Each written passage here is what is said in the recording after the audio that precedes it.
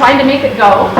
Okay, I'm Penny Hazelton, the current director of the Law Library, and I'm very pleased to have all of you here. And my notes are back here, so I'm going to go back into my notes so I don't forget what order I want to do this in.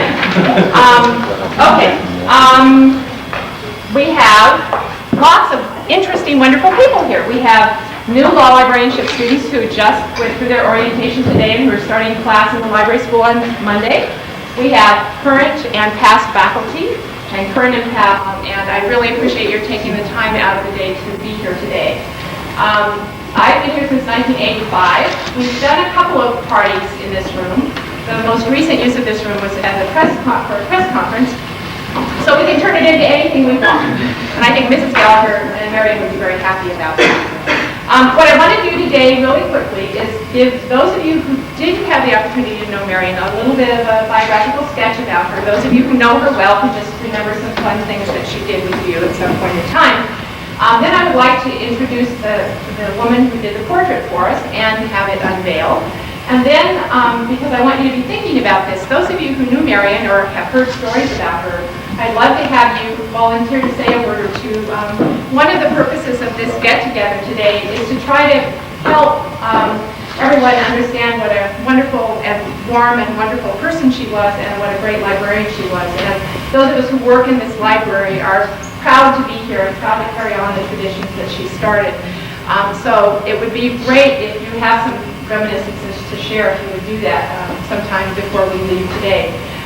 There's going to be still food and drink, so there's still plenty of that. And I do want to point out that we put on the table some clippings and photographs of Marian, so you might want to poke around and take a look at them. Some of them are quite cute. Some of them she's kind of almost unrecognizable, but that's because of the costume she's wearing. There's also a wonderful display of Marian if you came up the normal course of things up through the main entrance to the library. There's a great display that was done by one of our staff of Marian, and we have some great pictures in it too. You can't see anything anyway. Hi, Margaret.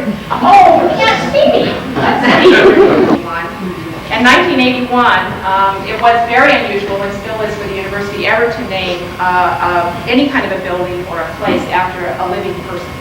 So that was really a very singular honor, one which we're really happy that happened.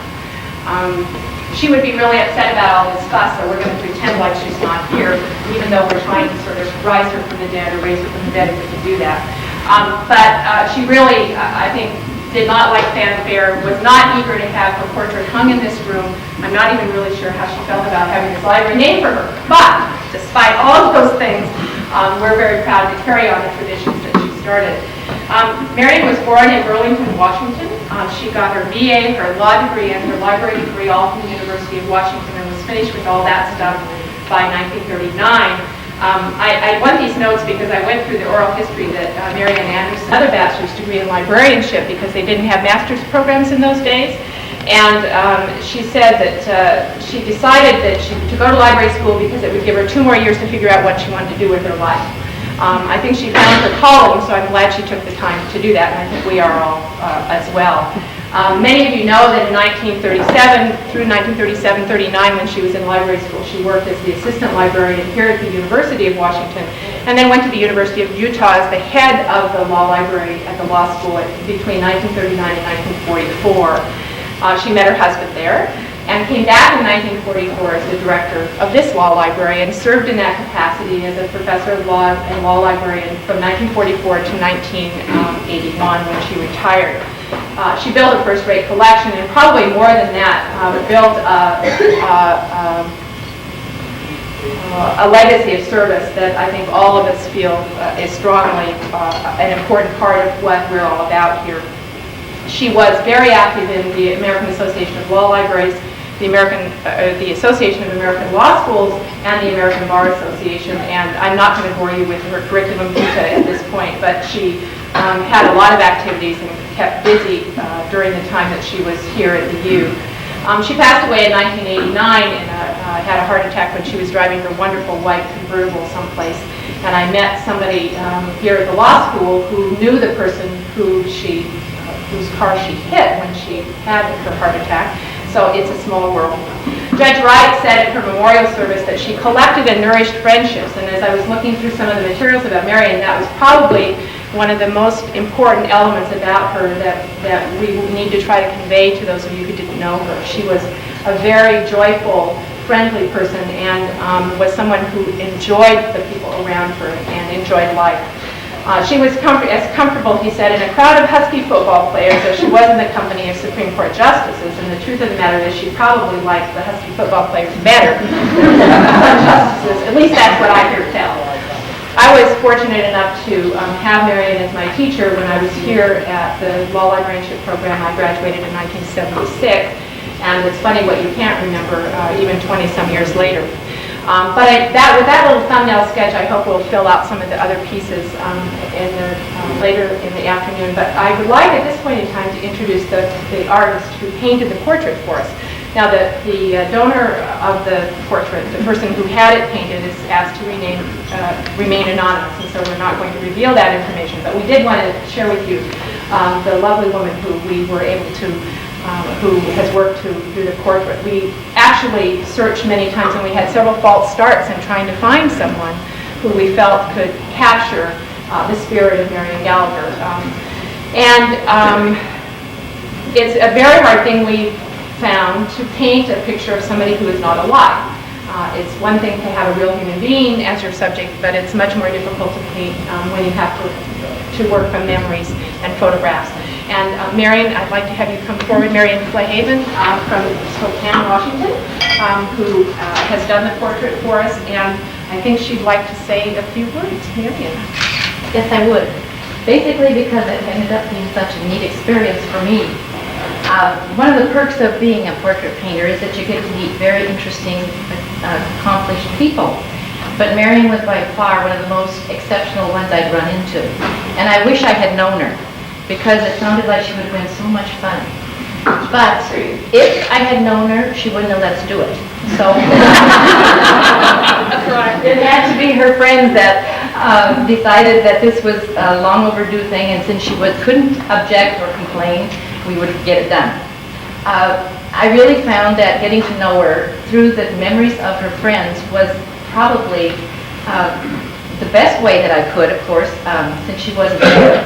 And I wanted to, more than anything, reach her personality and her spirit, because that's what everyone seemed to know the most, or remember the most about her. I hope that that's there. I reached a point where I honestly felt she was going to turn and make a remark to me. So it would be the most characteristic of her, especially something funny. So if that says that to you, that's what I was trying for. I also heard a lot of things that we couldn't incorporate in a formal portrait, because you knew that she was a lot of fun, aside from her accomplishments here with the library. I think she was probably, we did try to incorporate one of those, I should tell you. She loved to play cards. I'm sure a lot of you knew that. So we put the 4 suits of the cards on her buttons on her jacket. So that was the only little bit of her other life that we put in there. Other than that, she's surrounded by books, and she's holding a book, all the proper things that you have to do. But I hope that her personality comes across in spite of that formal look. I think probably we've heard an awful lot about legacies lately, more than we want to know.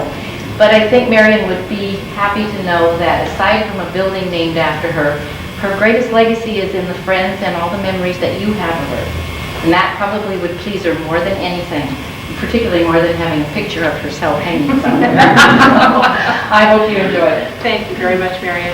Before we get to that, please,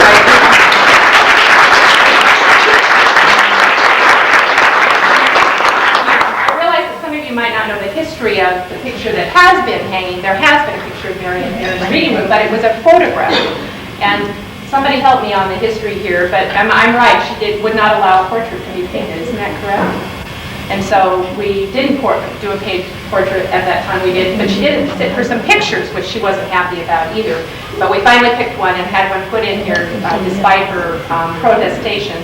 But it has faded a lot over the years, and so we're very, very pleased to put a picture in its place that will be here for many generations to come, and perhaps will grace the new law library, the new law school building in a couple of years. So I would like to ask a couple people to take the paper off of our painting. And so, Jason, do you want to move the painting closer to us so we can get a good without letting it fall off the easel.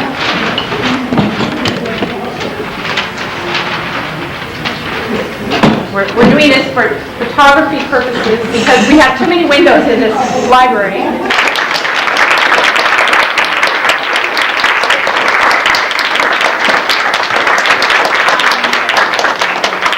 Betty and Viola both worked for many years with Marian, and I know they were close friends and colleagues as well. And so, can you show us a peek?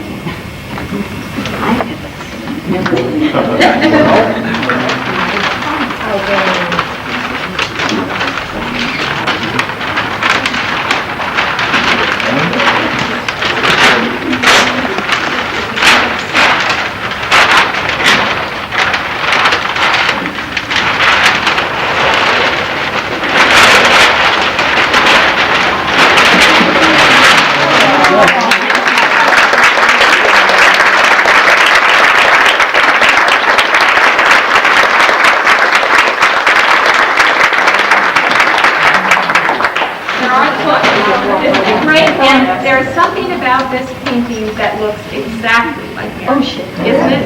She just really good job. It's perfect. Yeah, anyway, we just thought she did a wonderful job. Isn't that great?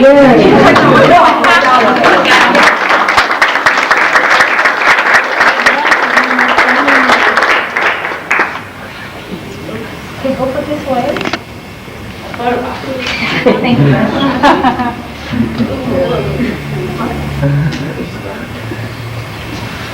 Okay, I would really like the rest of this to be kind of informal, and I've asked Dean Turner to say a couple of words about Marian, and if anybody else would like to chime in and tell us something that they remember about her or a story they like. You're number 2, Cornelius. Thank you very much, Penny. First, I think it would be a tribute to Marian to know those people who came here today, and I think I would just like to point out some that I know who are here, because a lot of you who are working here now would not know about all the people who have been here before, and people who are perhaps outside the law school. So I would like to start by introducing Jose, but also 2 librarians who succeeded Marian, Viola Bird and Betty Wilkins. And then also Betty Corker, the widow of Charles Corker of our faculty, Mary Hubert from the library, Margaret Darrow, who had been with the library for how many years, Margaret? Many. Also with us today is Hugh, our fellow faculty member, Hugh Spitzer, Professor Alumnus, Professor Emeritus Jack Houston. I saw him here. Jack back here. Also Betty Bankston is the director of the University's library system. Betty, thank you for coming to this event. And I'm sure that there are, Cornelius Peck is here, Professor Emeritus Cornelius Peck. Also Viola Bird is here, who has been many years in the Dean's office. And, I'm sorry, Patty Bobby, many years in the Dean's office. But, so I want to thank all of you and those that I did not see for coming to this event. It is a very special event to honor Marian Gallagher.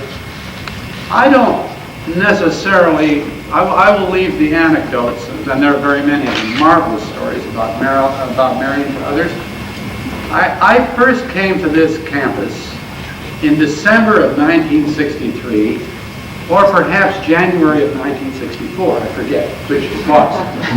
But it was as a prospective faculty member that I came, and of course that is always a two-edged thing. I wanted to impress people here, and I think people here wanted to impress me. So the very first person that I met in her office on the very top floor of the old Condon Hall was Marian Gallagher. I met Marian Gallagher with Bob Fletcher, and she was one of the most charming people that I have ever met in my life. But it's much more than that about Marian. Marian is one of the true stars of this institution, of this faculty, from its very beginning. I would tell you why. When I came here in the 60s, this law school was experiencing a new birth, a renaissance of sorts. The faculty size doubled. Our ambition more than doubled. But we wanted this school to become, was bound only by our imagination in one sense. But it had already, when I came here, it had only a faculty of about 18 perhaps. As I say, it more than doubled. But it had one of the nation's leading libraries already when I came here. It had one of the nation's leading collections when I came here. And it had probably the best service of any library, of any law library in the entire nation when I came here. This was known to me in New York. And I think it is very largely attributable to the work of Marian Gallagher, because I think we all realize that in order for something like that to happen, it requires a tremendous amount of persuasion by the director of the libraries, not only to the dean, but to the central administration itself, to fund this kind of a treasure. And Marian, I think, was absolutely superb in doing that. Marian got what she wanted. Marian got what she wanted. It wasn't always what we wanted. But she got what she wanted, and she was a person who is, to some extent, responsible for the design of this building. She was, I will not blame Jurgala on her, but there are things about this building, if you look around, that are truly magnificent. And one of the things, in my view, that is magnificent about this building is the room that we are in. This is a magnificent reading room, and when other persons are coming over to the law school to think how they might divide up these spoils, when we move on, one of the things that they come and look at is this reading room. So as I say, Marian got what Marian wanted. She got a superb reading room. She used to refer to those little cement claws over on the other side of the building affectionately as jurglas. Little jurglas. But as I say, in my view, Marian Gallagher was one of the stars of this institution. We are about to observe our centennial celebration. We're not sure whether it's 1999 or year 2000. It depends on how you count. We're about to observe that celebration, and it's an appropriate time to think back of the things that we have done and who the people who have been here, and who the true giants of this institution were. And I think that Marian Gallagher was one of the true giants. Now, I will always remember Marian. Those of us who were here will always, who were here when she was here, will always remember Marian. She was unforgettable. But those of you who were not here wouldn't necessarily remember her or know her. But she was a very, very important part of this institution. It seems to me appropriate that we remember people like that. And it seems to me very appropriate that we remember people like that by naming libraries after them. And it seems very, very appropriate indeed that we should have a portrait of Marian Gallagher here. So I'm absolutely delighted that it came to pass. We are indebted to a person who thought that that was an important thing as well. And I want to thank that person. I think this is a marvelous day for this institution. Thanks.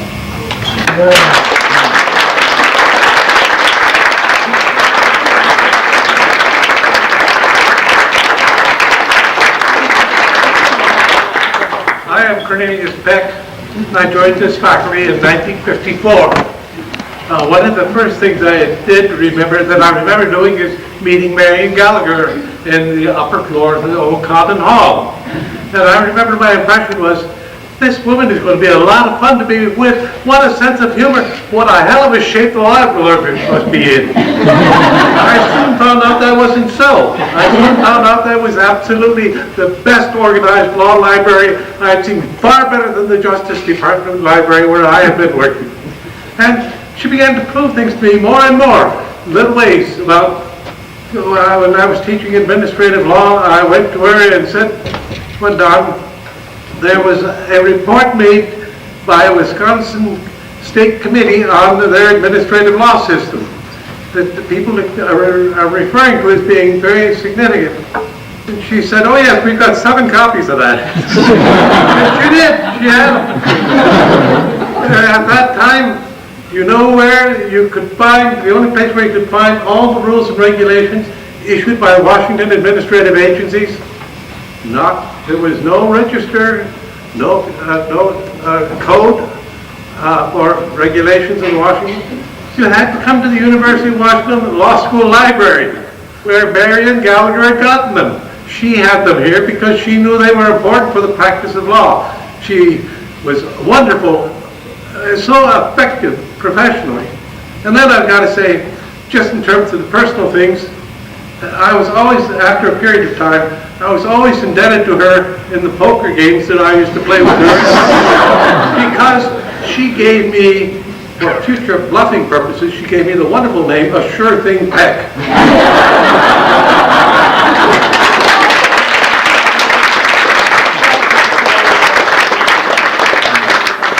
Anybody else want to speak? Let me add a word or two to what Teresa said. Marian deeply loved her husband, Wayne, and we heard, though he died much too early, we always had the feeling that she was a woman who had love in her life because of Wayne. And she quickly involved me, enlisted me in a club. It sounds terrible now, but it was such fun. Drinking, smoking, and telling dirty jokes.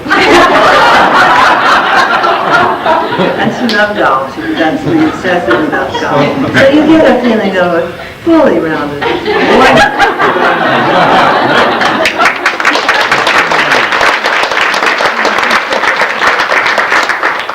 I worked for Mrs. Gallagher for about 11 or 12 years in the library, and I recently left this place about April of this year. But one of the stories I thought was pretty funny was there was kitchen duty that everybody in the library has to do at one point or another. And so one time I was cleaning the kitchen and somehow I cut my hands up on glass or something like that. But I walked into her office and I said, Mrs. Gallagher, who makes up this list of, who's supposed to be on kitchen duty? And she said, well, basically I do it. And I said, well, take my name off. I said, I'm not doing it anymore. And she said, well, she started laughing. And then she said, well, you don't see my name on it. I didn't have anything to say. I just walked out. I have something to say, and that is that Jose never did kitchen duty ever again.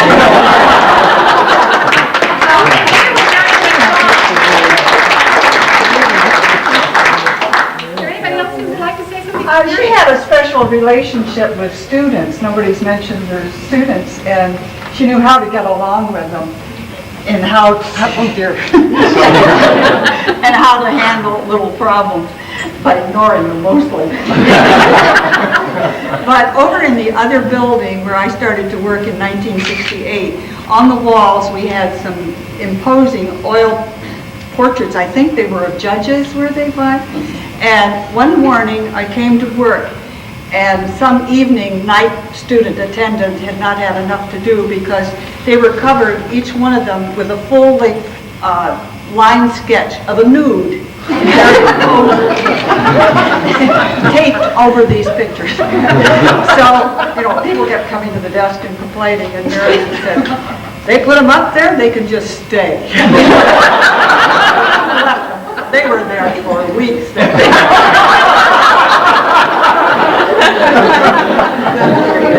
else would like to say? Come on, don't be shy. Jack, come on, you gotta say something. No, come on. Well, you sang the Marian librarian song. I have done my part. But that was 17 years ago. You're really not gonna say anything, okay. One of the first stories I heard about Marian Gallagher when I first came to work for the library many years ago was in illustration of her devotion to service. Because I was told that the only person that Marian Gallagher had ever fired was a student who didn't show up on time for his duty on the circulation desk. That's a very good thing to know about. Anybody else? Penny? Yeah.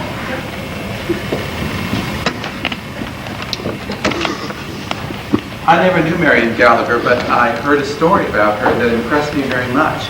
And that is that she treated everyone equally. And that, for example, she was at a conference at a reception, and and people were introducing each other, and a waiter came up with a tray. She would introduce the waiter to everyone instead of pretending he wasn't there. That sounds like Marian. Anybody else want to say anything? Yeah, yes. Oh, I'm sorry. Penny? Yeah, okay, come on, good. Sorry, I can't see hands and stuff with our arrangement here. Well, I knew Marian back in college. We were all together, and she played cards, like I said, a lot, even while she was in law school. But as soon as the exams came along, she had 24 women tiptoeing around, and nobody said a word until after the exams were over.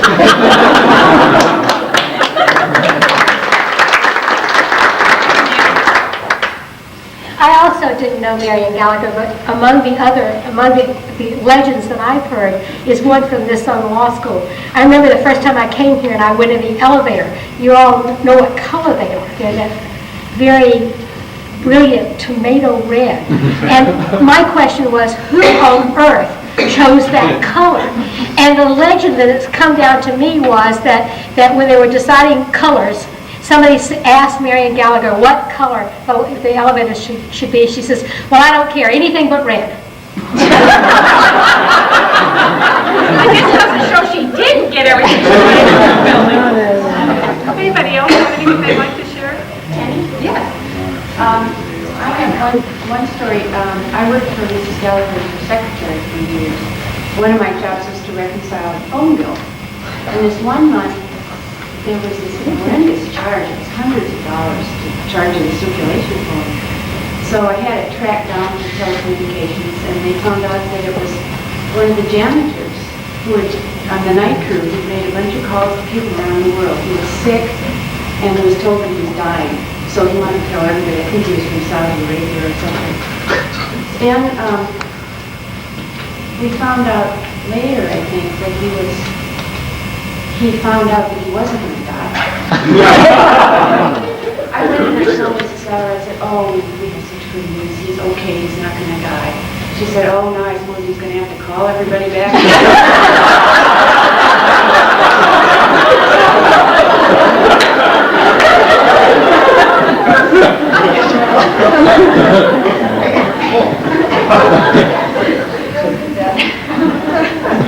Marian was in law school when I was, and she was in the class ahead of ours.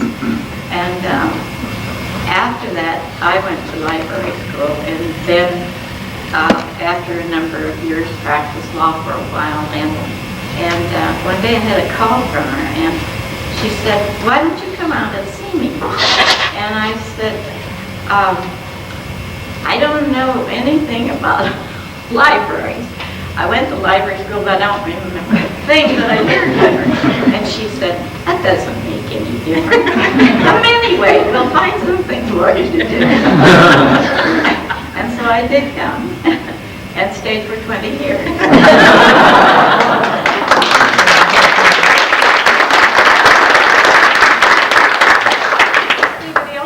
Can somebody explain why it's called Archie? No, I don't think we've heard that. I think we need to know. Yes. As I understand it, I know that a lot of people used to call her Archie, and I always wondered why. And it turned out the story is that when she was in high school, she was such an excellent student, so far excelling everybody else in the class, that they were looking for that spot that they could find. And one time, she was called out and she said, Archipelago instead of archipelago. And they picked on her after that, and the name Archie. But that didn't bother her. She didn't get angry when people call her Archie. That's something she could live with. That's the way she was.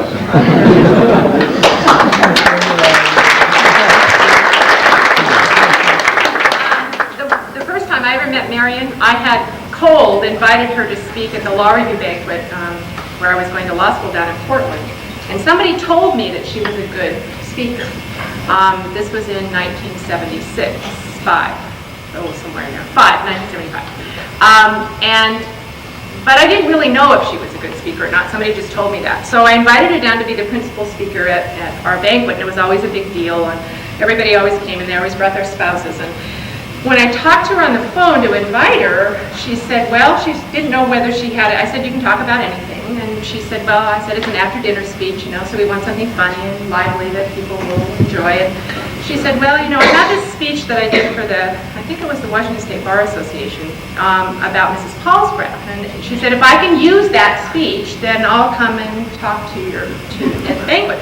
So I said, that would be great. And so we made the other arrangements. And, I saw her come in to town in her big, huge white Cadillac, which she loved to drive with the top down as fast as she could. Her white hair kind of, blowing in the breeze. And so I'm thinking, oh, this is kind of an interesting person.